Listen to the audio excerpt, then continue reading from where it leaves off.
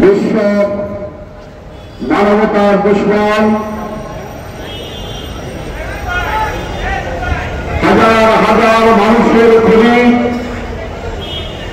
আল্লাহ রাসূল সাল্লাল্লাহু আলাইহি ওয়াসাল্লাম কর্তৃক ঘোষিত অভিশপ্ত জাতি জায়নবাদী ইসরায়েলের বর্বর হামলার প্রতিবাদে বাংলাদেশ জামাত ইসলামের কেন্দ্র ঘোষিত বিদ্রোহ কর্মসূচির অংশ হিসেবে বরিশাল মহানগরী জামাত ইসলামী আয়োজিত আজকের এই বিদ্রোহ সমাবেশে উপস্থিত বাংলাদেশ জামাত ইসলামের কেন্দ্রীয় মজলিস শুরার অন্যতম সদস্য আমি গোটা পৃথিবীর মুসলিম উম্মাহকে বলব, আসুন সকল মুসলিম রাষ্ট্রগুলো যাদের সাথে ইসরায়েলি নিপাত ফিলিস্তিন মুক্তি পাক হত্যাকাণ্ডের প্রতিবাদে আন্দোলন গড়ে তুলি এবং নিজেদেরকে প্রস্তুত রাখি সর্বপ্রথম সমাবেশে জনাব রিয়াজুল ইসলাম।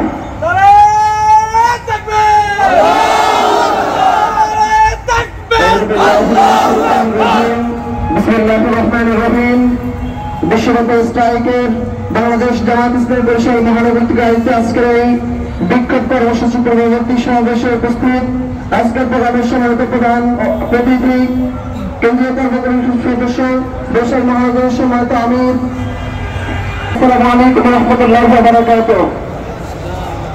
এই উপস্থিতি সমগ্র বিশ্বের সব থেকে বড় অভিশাপ ইসরায়েল। আমরা দেখতে পাচ্ছি জাতিসংঘ ওআইসির মতো সংগঠন মতো এবং জাতিসংঘের মতো এরকম কোন সংস্থা আমাদের কোনো প্রয়োজন নাই। ইমান নিয়ে ঐক্যবদ্ধ হবে। আগামী দিনে যখন অন্যায়ের বিরুদ্ধে আমরা ইমানের বলে বলিয়ান হয়ে মুসলমানদের জন্য আমরা লড়াই করার জন্য প্রস্তুতি গ্রহণ করেছি। মধ্যপ্রাচ্যে শুধু এতটুকু সিদ্ধান্ত নিলে হতো মুসলমানদের জন্য এতটুকু ভূমিকা ধরে রাখতে পারে শ্রেণীর দেশের নায়ক নাগরিক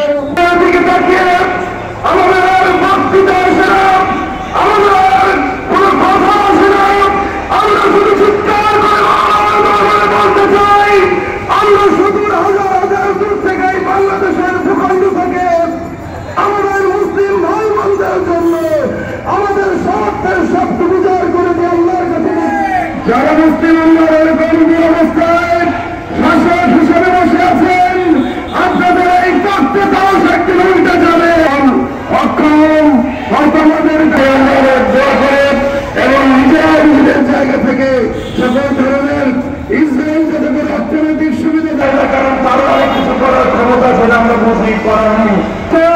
মুসিদকে আমরা স্বাগত জানাই।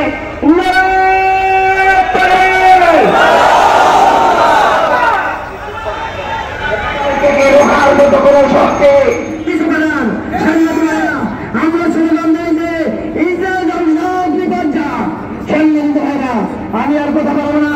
আল্লাহ রাব্বুল আলামিনের সাহায্যের জন্য আমরা আকাঙ্ক্ষা করছি এবং কোরআনের কথাকে স্মরণ করিয়ে দিচ্ছে,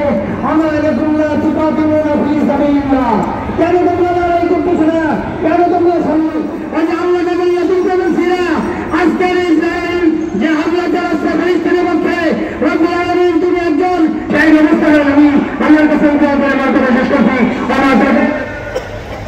উপরে যে আঘাত এনেছে সেই তিনি 400 পুরুষ নারী এবং শিশু জীবন দিয়েছে। এ পর্যন্ত প্রায় 50,000 নিরীহ ফিলিস্তিনবাসী